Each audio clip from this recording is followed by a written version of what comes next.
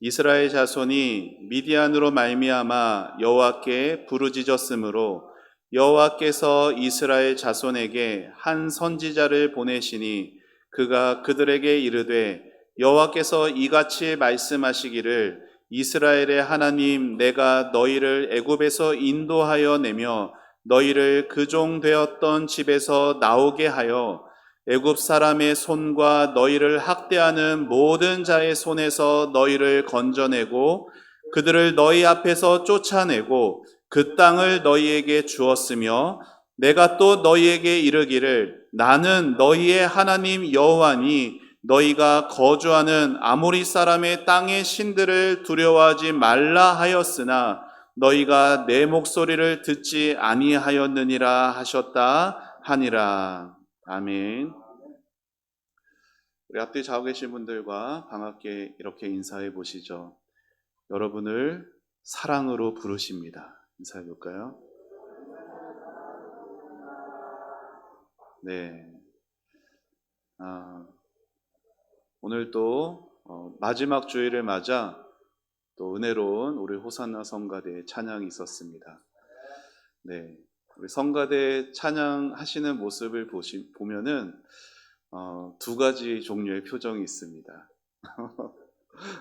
하나는 겨우겨우 따라가시는 그런 힘겨운 표정이 있고 또 하나는 이렇게 딱 실수하셔서 이렇게 웃으시는 표정이 있습니다. 네, 어떠한 모습이건 하나님이 기쁘게 받으신 줄 믿습니다.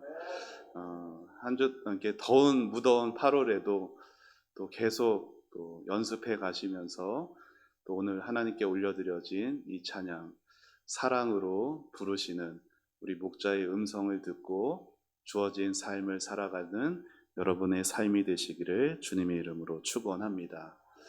우리나라 속담에 그런 속담이 있습니다. 뿌린 대로 거둔다. 콩을 심으면 뭐가 나을까요? 콩이 나고 팥을 심으면 팥이 납니다. 모든 일들이 그 원인에 따라서 그에 걸맞은 결과가 나타난다는 것이죠. 오늘 우리가 읽은 사사기 6장 이 말씀에도 이러한 인과관계가 나오는데요. 우리 화면 보시면 7절과 8절 우리 같이 함께 읽어보겠습니다. 시작. 이스라엘 자손이 미디안으로 말미암아 여호와께 부르짖음으로 여호와께서 이스라엘 자손에게 한 선지자를 보내시니. 네, 여기 화면만 보시면은 원인이 뭐예요? 이스라엘이 여호와께 부르짖었다라는 게 원인으로 나오고 부르짖었기에 해당하는 결과가 뭐예요? 하나님이 이스라엘에게 한 선지자를 보내시는 결과가 나타납니다. 그리고 이러한 모습은 바울 서신에서도 사도 바울이 이렇게 말을 하는데요. 우리 갈라디아서 6장에 있는 말씀 화면 보면 같이 읽겠습니다. 시작. 스스로 속이지 말라. 하나님은 업신여김을 받지 아니하시나니 사람이 무엇으로 심든지 그대로 거두리라. 사람이 무엇으로 심든지 그대로 거두리라. 마치 우리나라의 속담과 같은 그러한 표현이 성경 안에 곳곳에 있어요. 그래서 바울은 육체를 위하여서 심는 자들은 썩어질 것을 거둘 것이고 성령으로 심는 자들은 성령 안에서 영생을 거둔다 말씀합니다.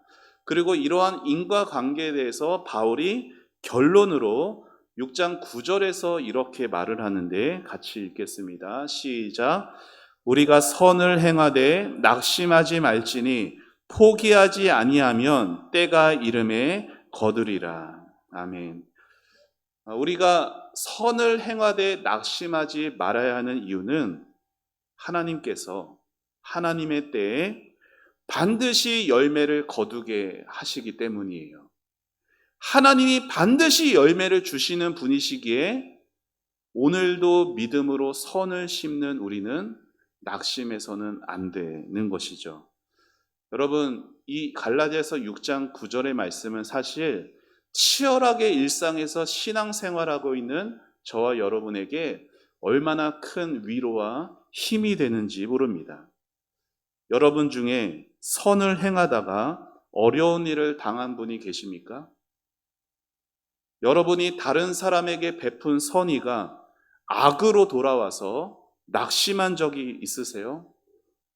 우리가 선을 행하다 혹 어려움을 당하는 경우가 있다면 그것은 열매가 없는 게 아니라 아직 때가 이르지 않은 것입니다. 하나님의 자녀인 우리가 이 땅에서 선을 행할 때 그것이 헛되게 낭비되는 일은 절대로 없어요. 우리가 선을 심으면 하나님이 약속하신 말씀이 있기에 열매를 거둘 그날을 하나님은 반드시 주신다라는 거예요. 지금처럼 무더운 어느 여름날에 미국의 메릴랜드의 한 마을에 허름한 복장의 어느 청년이 그 마을에 들어섰습니다. 책 외판원이었던 그 청년은 무더위와 굶주림에 지쳐 있었습니다. 마을 입구에 어느 허름한 집을 방문하게 되었고 마침 집에 있던 어느 어린 한 소녀가 그 청년을 맞이합니다. 책 외판원이었기에 이 소녀는 그 청년을 보면서 이렇게 말합니다. 죄송해요. 저희는 너무나 가난해요. 그래서 책을 살 수가 없어요. 청년은 이마에 땀을 닦으면서 시원한 우유 한 잔을 부탁을 합니다. 소녀는 쟁반에 한 잔이 아니라 우유 2잔을 정성껏 준비하여 청년을 대접합니다. 이 소녀의 친절에 감동한 청년이 수첩에 그녀의 이름을 적습니다. 그로부터 20년의 세월이 흘렀어요. 메릴랜드 병원에 한 여성 중환자가 실려왔습니다. 병원장이었던 하워드 켈리 박사는 모든 의료진들을 동원하여 그 환자를 살려냅니다. 그러나 여러분 아시죠? 미국은 치료비가 어마어마하거든요. 병원비로 1만 달러가 넘는 수천만 원의 치료비가 청구가 된 거예요. 그 청구서를 받아들고 한숨을 내쉬었습니다. 그런데 청구서 뒤에는 병원장의 짤막한 편지 한 장이 붙어 있었습니다. 20년 전에 저에게 대접한 우유 2잔이 치료비 전액입니다. 사랑하는 여러분, 하나님을 위해서 우리가 믿음으로 이 땅에서 심는 모든 선행들은 하나님이 갚아주세요. 우리가 선을 행하며 하나님께 기도하면 하나님이 반드시 응답해 주신다라는 거예요. 그런데 실제로 우리의 삶에서는 그러한 하나님의 응답이 잘 와닿지 않는 것처럼 느껴지죠. 그래서 나는 하나님을 위해서 한다고 했는데, 나는 하나님께 기도한다고 했는데 응답이 없어. 이렇게 실망할 때가 있다라는 거예요. 그런데 여러분, 우리가 왜 그런 실망 어린 반응을 하느냐? 그 이유는 하나님이 응답을 안 해주셔서라기보다는 내가 원하는 방식으로 응답이 오지 않았기 때문인 경우가 많아요. 오늘 말씀에도 이러한 모습이 있어요. 여러분, 당시 이스라엘 백성들이 파종만 하면은, 그러니까 곡식을 심고 거둘 때만 되면은 저기서 미디안과 아말렉과 동방 사람들이 몰려와서 토지 소산을 모조리 다 빼앗아 버리는 거예요. 그래서 굶어 죽을 지경이 되었어요. 그런 이스라엘 백성들이 하나님께 뭘 기도했을까요? 당장 먹고 살 게 없으니까 먹을 양식을 구했겠죠. 그리고 파종할 때마다 자기를 괴롭히는 저 아말렉과 저 미디안 저 족속들 좀 물리칠 수 있는, 우리는 다 아니까 저 삼손과 같은 그런 힘 있는 사사 좀 보내주세요. 이렇게 부르짖지 않았을까요? 그런데 하나님은 전혀 예상 밖에 한 사람을 그들의 기도에 응답하여 보내주세요. 자, 우리 7절, 8절 우리 다시 함께 읽어보겠습니다. 화면 보며 시작. 이스라엘 자손이 미디안으로 말미암아 여호와께 부르짖었으므로 여호와께서 이스라엘 자손에게 한 선지자를 보내시니. 하나님은 이스라엘의 부르짖음에 전혀 뜻밖의 한 사람을 보내세요. 그것도 이름도 없어요. 잘 알려진 선지자도 아니고 무명의 선지자를 보내세요. 이스라엘은 여러분 무명의 선지자가 왔으니 이스라엘 입장에서 기도 응답이에요, 아니에요? 아니죠. 한 무명의 이 선지자는 삼손처럼 강한 능력의 사사를 구했던 이들에게는 전혀 기도 응답이 아니었어요. 하지만 누구에게는 기도 응답인 거예요? 하나님에게는 기도 응답인 거예요. 사실 우리가 이 땅에서 드리는 모든 기도에 하나님이 이런 식으로 응답하시는 경우가 많습니다. 그래서 우리의 기대를 벗어날 때들이 많아요. 그래서 우리가 믿음의 눈으로 바라보지 않으면 하나님은 기도에 응답하지 않으셨다라고 우리 스스로 생각하게 될 때가 많죠. 그러면 하나님은 왜 힘세고 능력 많은 사람을 기도하고 있는 저 이스라엘 백성들의 마음을 좀 시원케 좀 해주시지, 그러지 않고 기도 응답인지도 모르겠는 저 무명의 선지자를 왜 보내주신 걸까요? 그 이유는 하나님이 보시기에 이스라엘이 먼저 해야 할 일이 있었기 때문이에요. 하나님은 외부의 적을 해결하기 전에 먼저 자신 안에 있는 내부의 적을 해결해야 했던 것이죠. 이스라엘이. 여러분, 우리는 항상 문제가 찾아올 때 문제의 원인을 우리 외부에서 찾습니다. 죄성을 가진 인간의 본성에 뭐가 있는지 아세요? 남 탓하는 게 있어요. 여러분, 하나님이 아담을 창조하실 때 아담은 죄가 없었어요. 그리고 아담이 홀로 있는 것이 보기에 좋지 않으셔서 돕는 배필 하와를 만드셨죠. 그때 그 둘은 죄가 없었어요. 여러분, 아담이 하와를 처음 봤을 때 뭐라고 한지 아세요? 이는 내 뼈 중에 뼈요 살 중에 살이다. 사랑의 세레나데를 부르면서 하와를 사랑했습니다. 그런 그가 선악을 알게 하는 나무 열매를 먹고 죄를 짓고 타락하니까 어떻게 돼요? 너 왜 그 열매 먹었냐는 하나님의 말씀에 잘못했습니다 하지 않고 뭐라고 말해요? 하나님이 주신 저 여자 때문이라고. 저 여자가 나한테 줘서 내가 먹었다라고 하와를 탓합니다. 여러분, 우리가 가정에서 어려움이 닥치면 본능적으로 내가 남편을 잘못 만나서 그래, 내가 아내를 잘못 만나서 그래, 이렇게 고생한다 말합니다. 교회가 어려우면 교회가 타락해서 그래, 아니면 누구 때문에 그래, 말부터 나와요. 그렇게 자기는 언제나 쏙 빠지는 거예요. 이렇게 지금 이스라엘의 문제가 겉으로 볼 때는 미디안이라는 그 이방 민족 때문에 온 것 같아 보이지만 하나님이 보실 때에는 문제가 이스라엘 백성들 안에 있기 때문에 지금 능력 있는 사람 대신에 누굴 보내신 거예요? 하나님의 마음을 전해줄 선지자를 보내줄 수밖에 없으셨던 거예요. 사랑하는 여러분, 우리는 어떤 문제가 닥쳤을 때 그 문제의 원인을 자기 바깥에서 찾기보다 먼저 자기 자신을 돌아볼 줄 알아야 돼요. 이것이 하나님의 우선순위입니다. 하나님은 이스라엘이 고통 중에서 부르짖었을 때 무명의 선지자를 통해 먼저 들려주고 싶으셨던 말씀이 있으셨어요. 그 말씀이 뭐예요?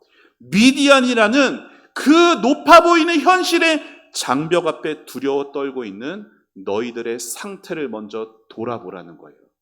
다시 말해서 너희들을 두렵게 하는 미디안을 탓하기 전에 왜 너희들이 미디안을 두려워하게 되었는지를 돌아보라는 것이죠. 이에 대해 왜 그들이 자기 자신을 돌아보지 않고 미디안을 탓하면 미디안을 두려워하며 지금 되었는지 하나님이 한 선지자를 보내서 말씀하신 그 말씀의 내용에 두 가지 이유를 말씀하세요. 자, 첫 번째, 저를 한번 따라해 보시죠. 과거에 주신 은혜를 잃어버렸다. 왜 그들이 현실의 장벽 앞에 낙심하게 됐어요? 과거에 주신 하나님의 은혜를 잊어버렸기 때문이에요. 여러분, 하나님은 8절 이하에서 그들이 잊어버린 뭘 잊어버렸는지를 말씀해 주세요. 자, 우리 8절과 8절 이하에 있는 내용 지금 화면 보면 같이 읽겠습니다. 시작. 이스라엘의 하나님, 내가 너희를 애굽에서 인도하여 내며 너희를 그 종되었던 집에서 나오게 하여 애굽 사람의 손과 너희를 학대하는 모든 자의 손에서 너희를 건져내고 그들을 너희 앞에서 쫓아내고 그 땅을 너희에게 주었으며 내가 또 너희에게 이르기를 나는 너희의 하나님 여호와니 너희가 거주하는 아모리 사람의 땅의 신들을 두려워하지 말라 하였으나. 여러분, 하나님은 이스라엘 백성이 애굽의 오랜 기간의 학대로 고통당할 때 하나님이 그들을 어떤 은혜로 구원하셨고 어떤 은혜로 도와주셨는지 지금 이스라엘 백성들에게 말씀하고 계세요. 그러시면서 10절에 뭐라고 말씀하세요? 내가 또 너희에게 이른다. 나는 지금도 너희의 하나님 여호와다. 그러니까 과거에 너희들을 구원한 내가 너희의 하나님인데 왜 나를 잊어버리고 지금 이방 신들을 두려워하고 있느냐라고 말씀하시는 거예요. 그러면 왜 이스라엘 백성들은 그 크신 구원의 역사를, 그 베푸신 하나님의 은혜를 잊어버린 걸까요? 자, 우리 10절 다시 한번 화면 보며 읽어보겠습니다. 시작. 너희가 거주하는 아모리 사람의 땅의 신들을 두려워하지 말라 하였으나. 여기 두려워하다라는 이 말이 야레라는 말이에요. 우리가 잘 아는 경외하다라는 말이 여기서 나왔어요. 그런데 이 두려워하다, 경외하다라는 이 야레는 복종하다, 섬기다라는 뜻도 가지고 있거든요. 그러니까 10절에서 아모리 사람의 땅의 신들을 두려워하지 말라는 이 말씀은 아모리 사람의 신들을 섬기지 말라, 복종하지 말라라는 의미가 돼요. 여러분, 지금 이스라엘 백성이 왜 과거에 주신 하나님의 은혜를 잃어버렸어요? 그 이유는 현실의 벽이 너무 높이 보이는 거예요. 그 현실이 그들의 신이 되어버린 거예요. 도무지 감당 안 될 것 같은 이 현실 자체가 그들 앞에 절대 무너지지 않을 것 같은 골리앗처럼 절대 이길 수 없는 존재로 그들 앞에 서 있게 된 겁니다. 이런 상황에서 하나님이 아모리 땅의 신들을 두려워하지 말아라. 그들을 섬기지 말아라. 그들에게 복종하지 말아라. 말씀하시는 거예요. 여러분, 우리에게 닥친 우리 삶에 다가오는 경제적인 어려움들, 육신의 질병들, 다른 사람들과의 그런 어려운 관계들이 하나님보다 크게 보이면 그것들이 우리도 모르게 우리 안에 우상이 되어버립니다. 그러면 잊어버리는 거예요. 하나님이 나를 어떻게 구원하셨는지, 하나님이 나를 어떻게 도와주셨는지를 잊어버리게 되는 거예요. 물론 우리가 사는 삶의 멍에들은 너무나 무겁고 힘듭니다. 성경은 우리 삶의 애환과 고통을 부정하지 않아요. 죄가 가득한 이 땅을 산다는 것 자체가 사실 부담이고 고통입니다. 그러나 하나님의 은혜를 경험한 성도는 그러한 때일수록 먼저 자신을 돌아볼 수 있어야 되는 거예요. 우리도 이스라엘 백성처럼 하나님이 금하신 것들을 나도 모르게 섬기고 있는 것은 아닌지, 경제적으로 너무 힘들다 보니까 나도 모르게 돈이 우상이 된 것 아닌지, 내 몸이 너무 힘들다 보니까 건강이 우상이 된 건 아닌지, 사람의 관계가 힘들다 보니까 사람 자체가 우상이 된 건 아닌지 돌아보아야 되는 거예요. 그렇게 무너질 것 같지 않은 현실의 장벽이 너무 커져버리면 하나님은 멀리 보이고 나도 모르게 영적으로 묻어져 있는 내 자신이 모습인 것입니다. 그런 나를 깨닫고 회개하고 우리가 하나님께로 돌이키게 되면 하나님은 우리 마음에 가장 먼저 이전 나의 삶 속에 역사하셨던 하나님의 그 은혜의 손길을 되살려 주시는 것입니다. 두 번째 이유는, 자, 저를 한 번 더 따라해 보시죠. 하나님의 말씀에 귀를 기울이지 않아서. 첫 번째가 뭐예요? 하나님의 은혜를 잊어버렸기 때문이에요. 두 번째는 하나님의 말씀에 귀를 기울이지 않아서요. 자, 우리 10절 다시 보겠습니다. 10절 같이 읽습니다. 시작. 나는 너희 하나님 여호와이니 너희가 거주하는 아모리 사람의 땅의 신들을 두려워하지 말라 하였으나 너희가 내 목소리를 듣지 아니하였느니라 하셨다 하니라. 아멘.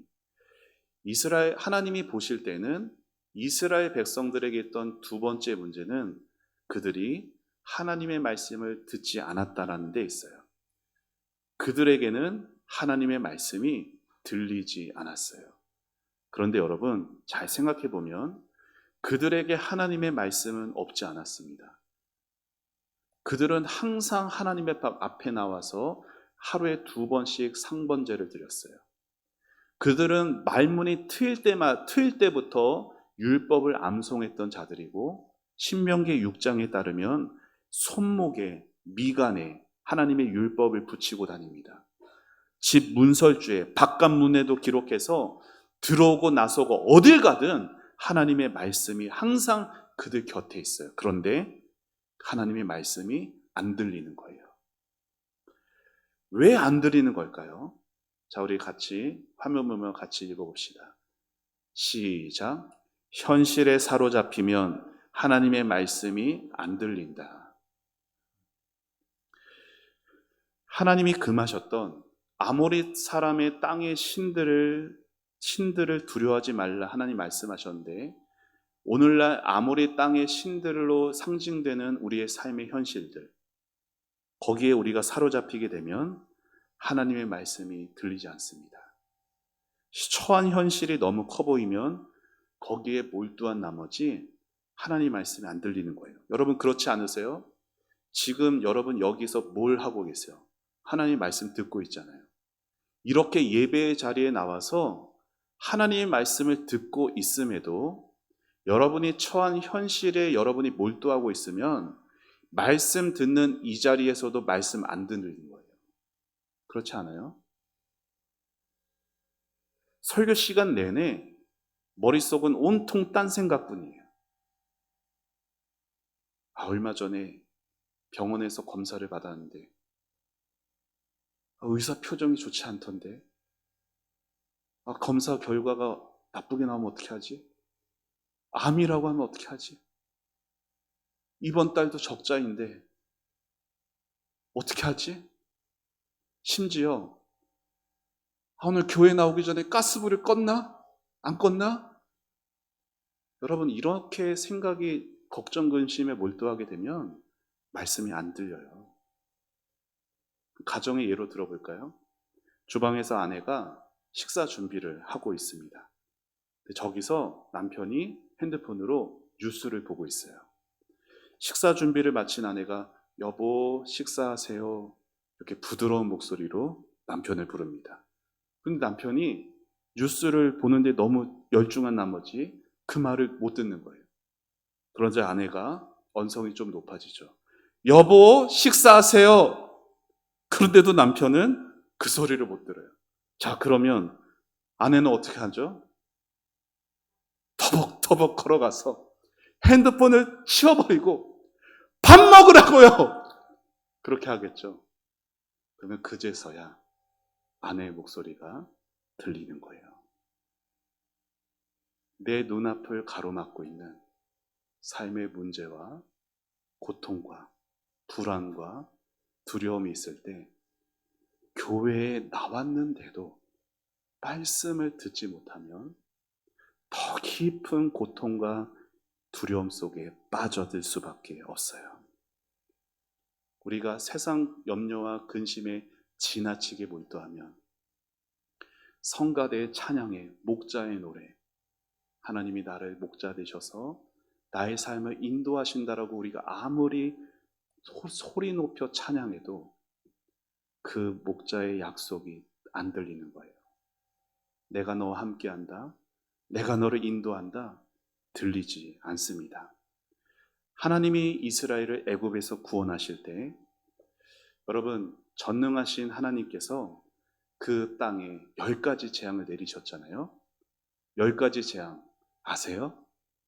첫 번째가 뭐예요? 피는 아실 거예요. 네. 근데 그 다음은 잘 모르실 수 있죠.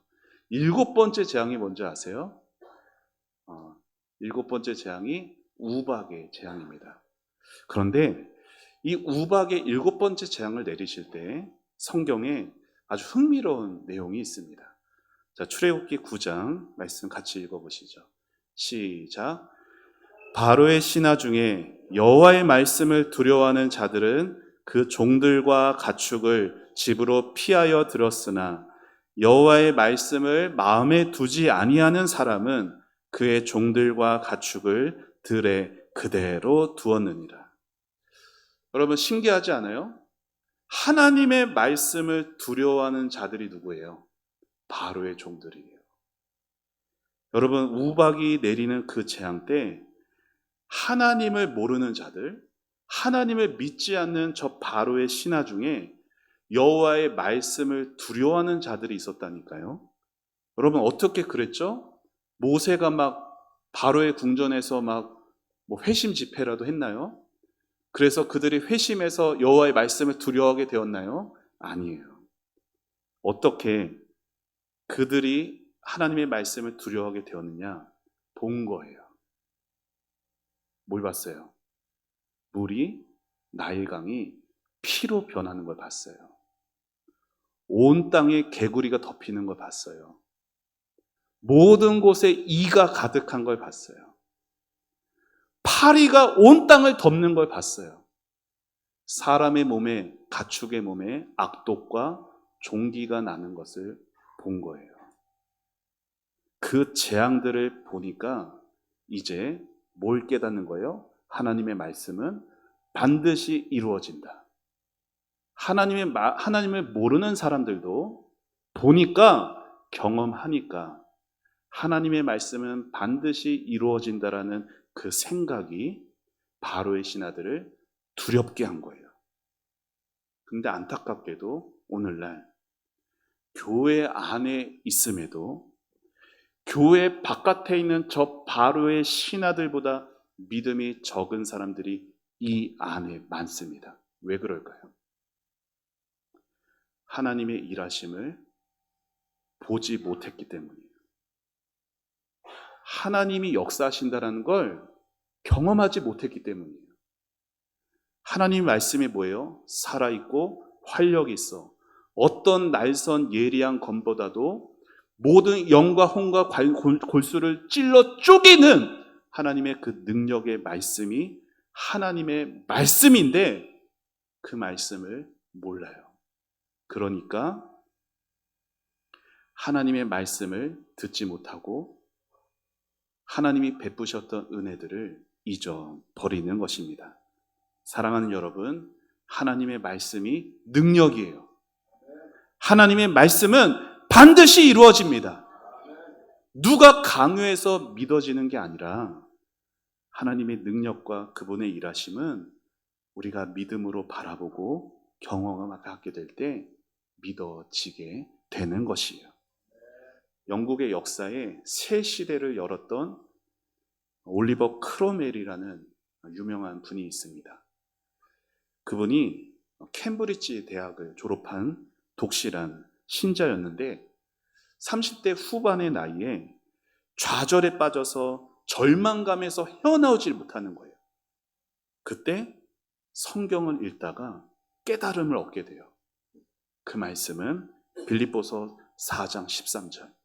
내게 능력 주시는 자 안에서 내가 모든 것을 할 수 있느니라. 내게 능력 주시는 자 안에서 내가 모든 것을 할 수 있느니라. 이 말씀이 그 크로멜에게 그래, 예수 안에서 다시 새 출발할 수 있구나, 예수 안에서 다시 도전할 수 있구나, 용기와 확신을 주었어요. 그리고 난 후에 그의 삶이 통째로 바뀝니다. 훗날에 국회의원에 당선된 이후에 내전이 심했어요. 그때 지휘관이 되어서 연승하며 나라의 기틀을 바로 잡은 위대한 사람이 되었습니다. 사랑하는 여러분, 누구나 인생 사는 거 쉽지 않습니다. 그럼에도 그리스도인이 용기를 낼 수 있고 힘을 낼 수 있는 것은 마음의 주인으로 누구를? 주님을 모셨기 때문이에요. 말씀으로 이 안에 하나님을 모셨기 때문에 다시 힘을 낼 수 있는 것이 우리 성도들이라는 거예요. 내 곁에 계신 주님이 오늘 내가 넘어져도 내일 다시 일어설 수 있는 힘을 주실 것이다. 이 하나님의 약속을 믿고 일어설 수 있는 사람이 바로 저와 여러분입니다. 사랑하는 여러분, 하나님은 지금도 여러분의 삶에 일하고 계십니다. 저 애굽에게 억압당하던 이스라엘을 구원하신 그 하나님께서, 오늘 미디안에게 괴롭히던 저 이스라엘을 구원하신 하나님께서 독생자 예수를 십자가에 죽이시기까지 여러분을 살려내셨는데, 여러분을 구원해내셨는데, 오늘 여러분의 삶의 문제들에 짓눌리도록 여러분을 내버려 두시겠냐고요. 그러실 수 없는 것입니다. 그러니 믿음으로 하나님이 베푸신 은혜들을 다시금 기억하시고 하나님의 말씀에 귀를 기울이십시오. 그래서 세상 사람들은 모든 것이 너 때문이야, 당신 탓이야, 세상 탓이야 하는 이 불평과 원망의 소리가 가득한 이 세상 속에서 나는 하나님의 자녀야, 나는 내게 주신 하나님의 은혜를 기억해, 그리고 말씀을 두려워하는 성도로서 아닙니다, 제 탓입니다, 제 불신앙 때문입니다 라고 겸손히 고백하며 먼저 자기 자신을 하나님께로 돌이킬 수 있는 여러분이 되시기를 축원합니다. 그렇게 마음을 하나님께로 돌이키고 베푸신 은혜를 기억하며 말씀에 귀 기울이는 삶에는 언제나 다시 일어서게 하는 회복의 은혜가 임할 것입니다.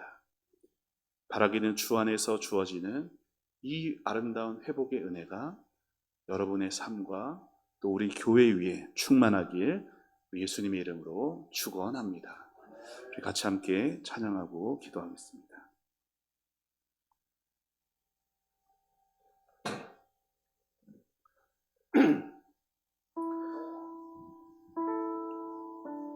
나는 믿네라는 찬양이 있습니다. 가사를 보면은 내게 허락하신 시련을 통해 험한 산과 골짜기 지나는 동안, 여러분, 하나님이 허락하신 시련이 있어요.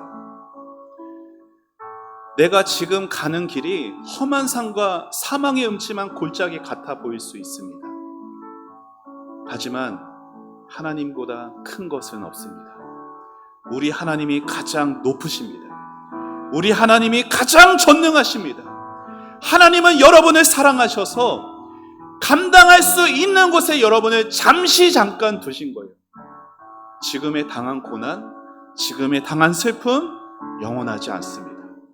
하나님이 반드시 여러분을 구원해 내실 것입니다. 우리 다 같이 이 믿음으로 함께 찬양하시죠.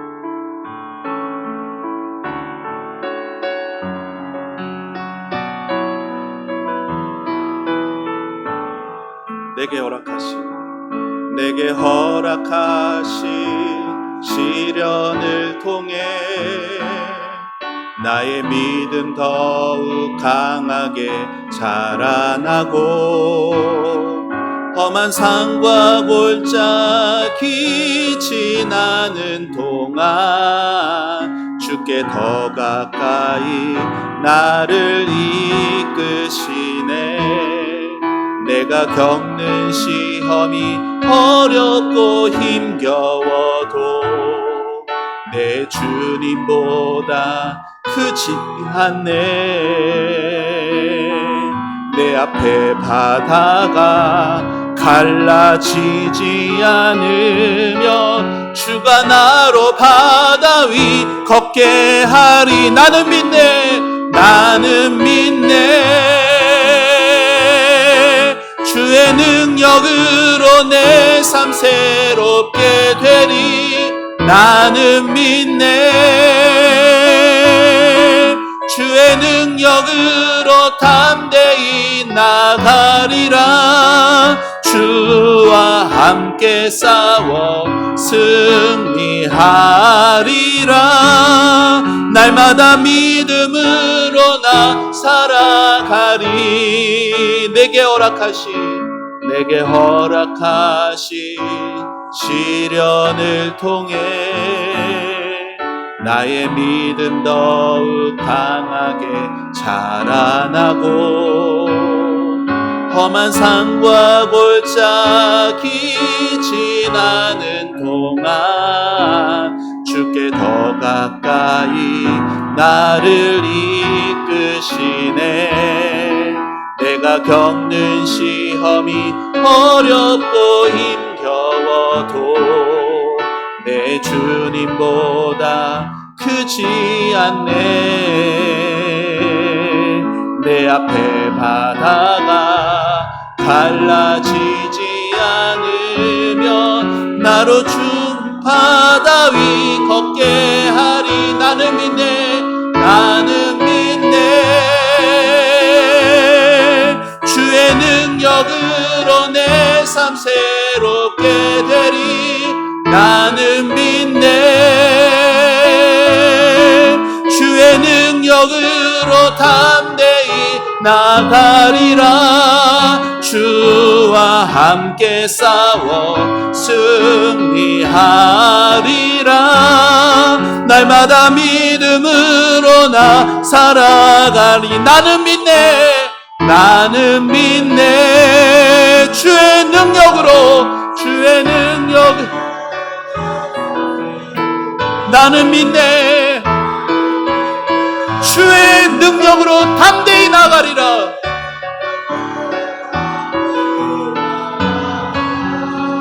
주와 함께 싸워 승리하리라. 날마다 믿음으로 나 살아가리. 우리 말씀 생각하며 같이 기도하겠습니다. 사랑하는 여러분, 우리 나의 삶을 힘들게 하고 고통스럽게 하는 문제의 원인들이 있습니다. 그게 우리의 외부에 있을 수 있습니다. 하지만 하나님은 말씀하십니다. 너희 안에서 그것들을 왜 두려워하게 되었는지를 먼저 돌아보라 말씀하십니다. 우리가 먼저 해야 할 일이 있는 것입니다. 내가 먼저 하나님의 주신 은혜를 잊어버리질 않았는지, 내게 주신 하나님의 말씀을 내가 귀 기울여 듣지 못하고 있는 건 아닌지, 왜 그렇게 되었는지, 나도 모르게 나의 마음 가운데 우상을 세우고 살지 않았는지 하나님은 돌아보기를 원하십니다. 그래서 다시 하나님께 돌이키기만 하면, 하나님께 돌아오면 하나님의 능력으로 다시 일으켜 세워주실 것입니다. 하나님 아버지, 나의 삶 가운데 믿음을 허락하여 주옵소서.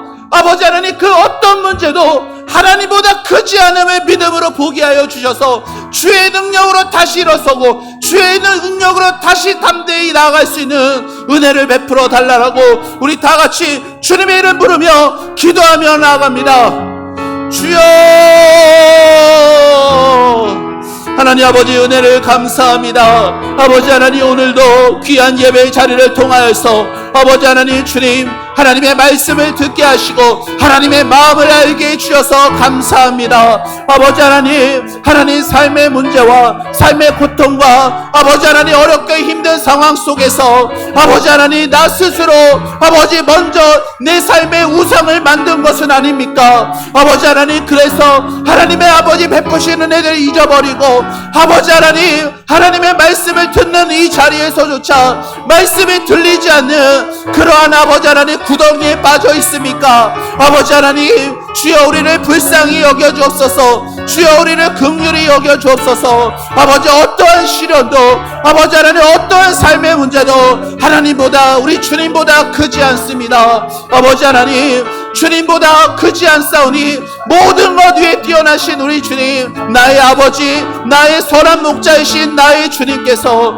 아버지 나와 함께하여 주시고 아버지 나와 동행하여 주사 하나님 아버지 주님 손 붙들고 승리하며 다시 일어서 담대하게 나아가게 하여 주옵소서. 아버지 두려워하지 않게 하여 주옵소서. 아버지 하나님 진정 우리가 두려워해야 할 분은 하나님 한 분이시오. 세상에 있는 경제적인 문제, 아버지 물질의 문제, 아버지 관계의 문제, 하나님 모든 문제들 하나님 두려워하지 않게 해주시고 아버지 하나님 사랑 많으신 나의 하나님, 긍휼과 자비가 풍성하신 나의 하나님, 오늘도 나를 포기하지 않으시고 바다가 갈라지지 않으면 내 손 붙들고 저 바다 위를 걷게 하시고 날게 하실 우리 하나님 아버지를 바라보게 하여 주시옵소서. 아버지 하나님 사랑하는 우리 성도들 하나님 믿음으로 일어서게 하여 주시고 아버지 하나님 믿음으로 승리함을 경험하게 하여 주옵소서. 삶 속에서 아버지 하나님 주님 믿음으로 선을 행할 때 하나님 반드시 하나님의 때 하나님의 방법으로 거두게 하실 것입니다. 하나님의 말씀은 반드시 이루어집니다. 하나님의 말씀을 경험하는 삶이 되게 하여 주옵소서. 아버지 하나님 하나님의 말씀이 나의 관절과 골수와 홍경과 홍을 찔러 쪼개는 아버지 능력의 말씀이 되게 하여 주옵소서. 아버지 하나님 말씀을 의지하고 말씀을 붙들고 약속을 의지하며 살아가는 인생이 될 수 있도록 주님 축복하여 주시옵소서. 은혜를 베풀어 주옵소서. 주님 감사합니다. 하나님 감사합니다. 하나님 오늘도 귀한 주님의 말씀 속에 담긴 하나님의 마음을 알게 해주셔서 감사합니다. 하나님 사랑하는 우리 성도들 아버지 하나님 그 마음을 주님 위로하여 주시옵소서. 하나님 앞이 캄캄한 어두운 현실 가운데서 낙심하지 않게 하여 주시옵소서. 아버지 말씀을 경험할 수 있게 하여 주시옵소서. 말씀이 반드시 이루어지는 하나님의 능력을 보게 하여 주시옵소서.